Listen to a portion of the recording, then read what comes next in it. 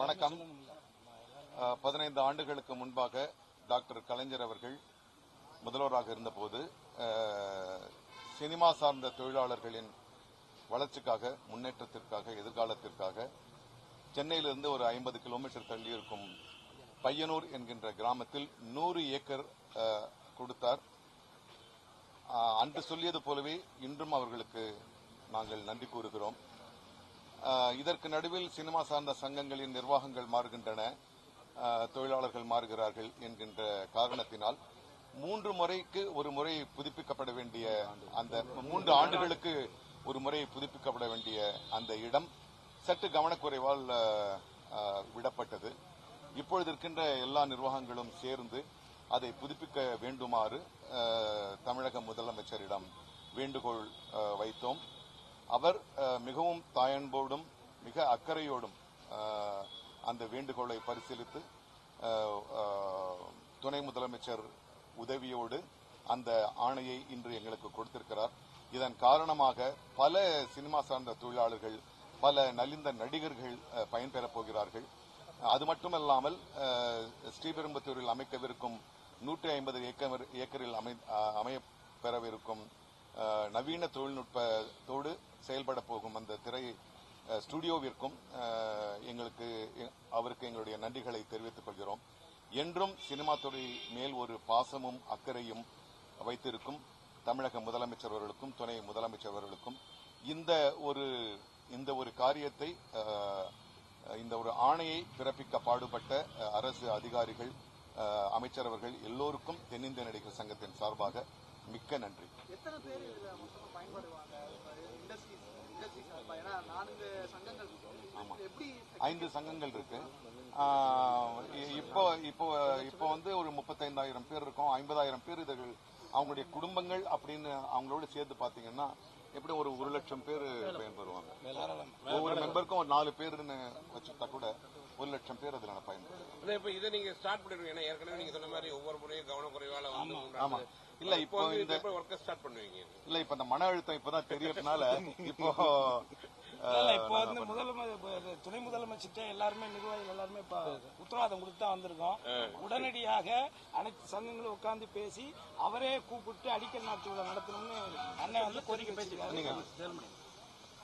எங்களது கோரிக்கையை ஏற்று மறுபடியும் எங்களுக்கு வந்து இந்த இடத்தை எங்களுக்கு அரசு ஆணை மூலம் வழங்கிய தமிழக முதல்வர்களுக்கும் எங்களுடைய சகோதரர் துணை முதல்வர்களுக்கும் தென்னிந்திய திரைப்பட தொழிலாளர் சம்மேளனத்தின் சார்பில் எங்களுடைய மனமார்ந்த நன்றிகளை தெரிவிச்சோம். ஏற்கனவே நாசர் சார் சொன்ன மாதிரி இந்த இடம் வந்து எங்களுக்கு 2010 வந்து வழங்கப்பட்டது. 2010 வழங்கணும். 2011 வந்து ஆட்சி மாற்றம், மறுபடியும் எங்களுடைய அமைப்பில் வந்து நிர்வாக மாற்றம், இது மாதிரியான விஷயங்களை அது வந்து பண்ண முடியாமல் போயிடுச்சு. ஏற்கனவே கலைஞர் இருக்கும்போது வந்து எங்களுக்கு வந்து ஒரு 490 கோடி வந்து லோன் கூட சேங்ஷன் பண்ணியிருந்தாங்க. அது ஹட்கோ மூலம் அந்த வீடு கட்டுறதுக்கான லோன் கூட சேங்ஷன் பண்ணியிருந்தாங்க.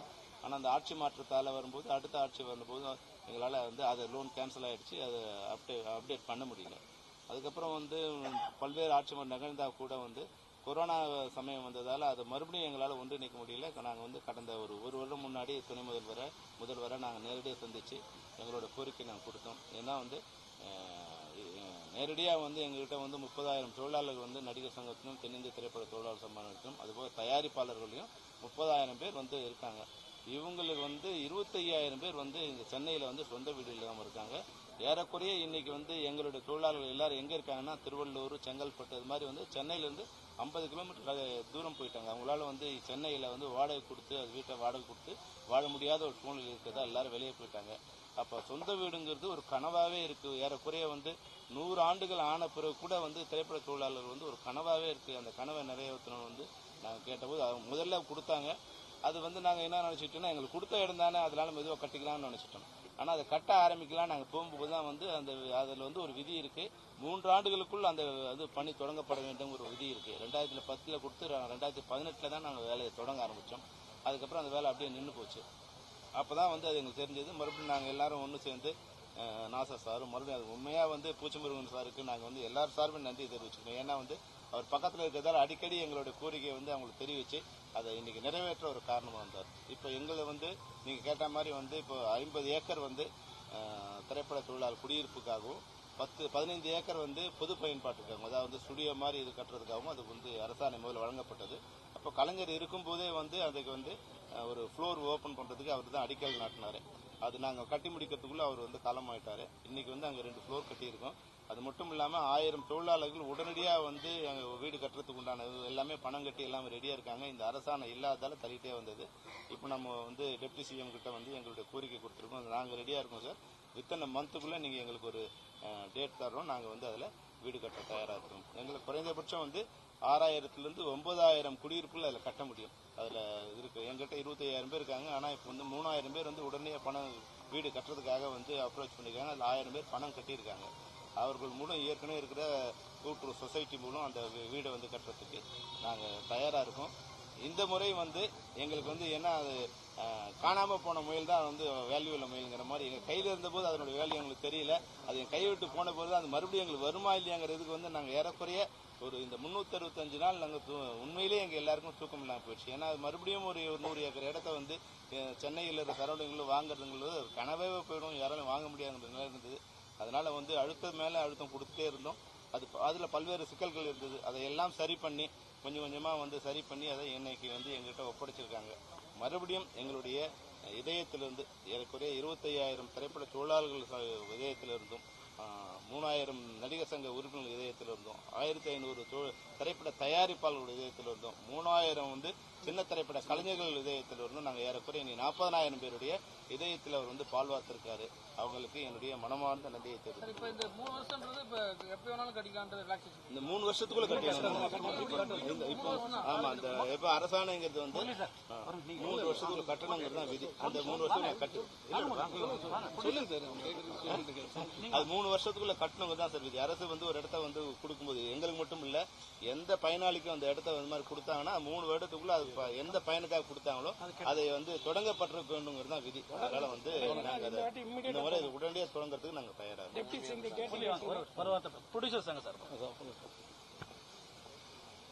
எங்கள் கோரிக்கை ஏற்று 2010 முத்தமிழ் அறிஞர் கலைஞர் அவர்கள் 100 ஏக்கர் அன்னைக்கு வந்து தயாரிப்பாளர் சங்கத்தின் தலைவர் அந்த எங்கள் தந்தையார் வந்து கலைஞர் ஐயாவை கேட்டு இந்த 100 ஏக்கர் எல்லாருக்கும் ஒரு வீடுங்கிறது வந்து எல்லாருக்கும் வந்து ஒரு கனவாகவே நிறைய பேருக்கு இருக்கு.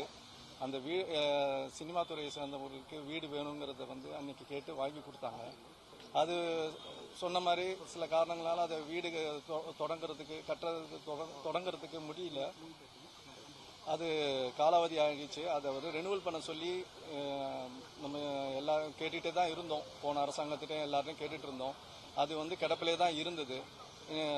இன்னைக்கு நம்ம முதல்வர் அவர்கள் ஆட்சிக்கு வந்ததுக்கு அப்புறம் அதை வந்து நாங்கள் கேட்டு மறுபடியும் அதை வந்து அதில் இருக்க லீகல் இதெல்லாமே வந்து கலைச்சு எடுத்து கொடுக்கறதுக்கு நம்ம துணை முதல்வர் அவர்கள் வந்து மூலமாக முதல்வர் அவர்கிட்ட கோரிக்கை வச்சோம்.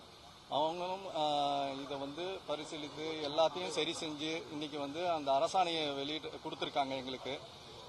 இதனால வந்து கனவாக இருந்த அத்தனை பேருக்கும் இது நினைவாகக்கூடிய விஷயத்தை வந்து நம்ம முதல்வர் அவர்கள் இதுக்கு துணையாக இருந்த துணை முதல்வர் அவர்களுக்கும் இதுக்கு கூட இருந்த அமைச்சர் அவர்களுக்கும் அரசு அதிகாரிகளுக்கும் எங்களுடைய தமிழ் திரைப்பட தயாரிப்பாளர் சங்கம் சார்பாகவும் ஒட்டுமொத்த திரைத்துறை சார்பாகவும் எங்களுடைய நன்றியினை தெரிவிச்சுக்கிறோம். இது வந்து ஒரு சாதாரண விஷயம் இல்லை.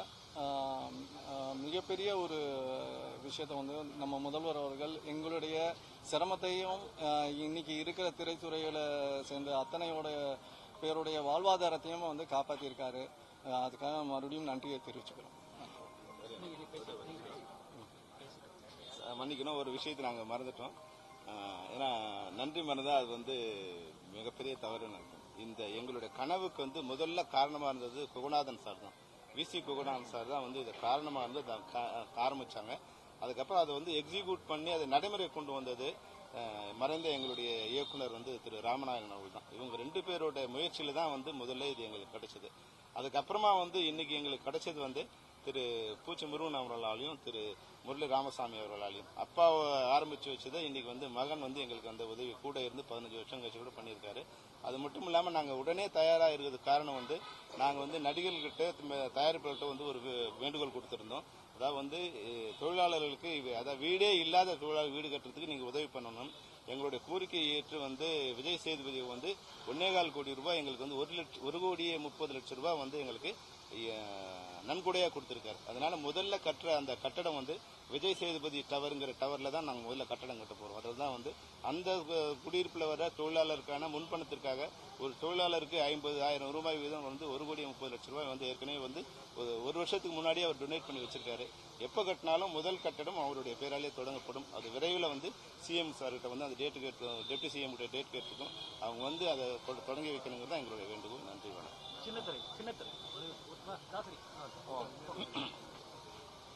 முத்தமிழ் அறிஞர் டாக்டர் கலைஞர் ஐயா வந்து 15 வருஷத்துக்கு முன்னால இந்த இடத்த வந்து கொடுத்தாங்க. அதாவது திரைத்துறைக்கு மட்டும் இல்லாம சின்னத்துறைக்கும் வந்துட்டு அவர் வந்து அவருடைய பங்களிப்பு வந்துட்டு செய்யணுங்கிற ஒரு நல்ல நோக்கத்துல வந்து 10 ஏக்கர் நிலத்தை வந்து சின்னத்திரைக்கும் கொடுத்தாங்க. அதனால இந்த 10 வருஷமா வந்து இந்த இடத்த வந்து புதுப்பிக்க முடியவில்லை. அதனால இப்போ தமிழ்நாடு முதலமைச்சர் ஐயா அவர்களும் துணை முதலமைச்சர் அவர்களும் எங்களுடைய திரைத்துறையும் சின்னத்துறையும் வேண்டுகோளை ஏற்று இன்னைக்கு வந்து இந்த அரச கட்டளையை பிறப்பிச்சிருக்காங்க. அதுக்காக தமிழ்நாடு சின்னத்திரை கலைஞர்கள் கூட்டமைப்பின் சார்பாக தமிழ்நாடு முதலமைச்சர் தளபதி ஐயா அவர்களுக்கும் துணை முதல்வர் ஐயா அவர்களுக்கும் எங்களது நன்றியை தெரிவித்துக் கொள்கிறோம்.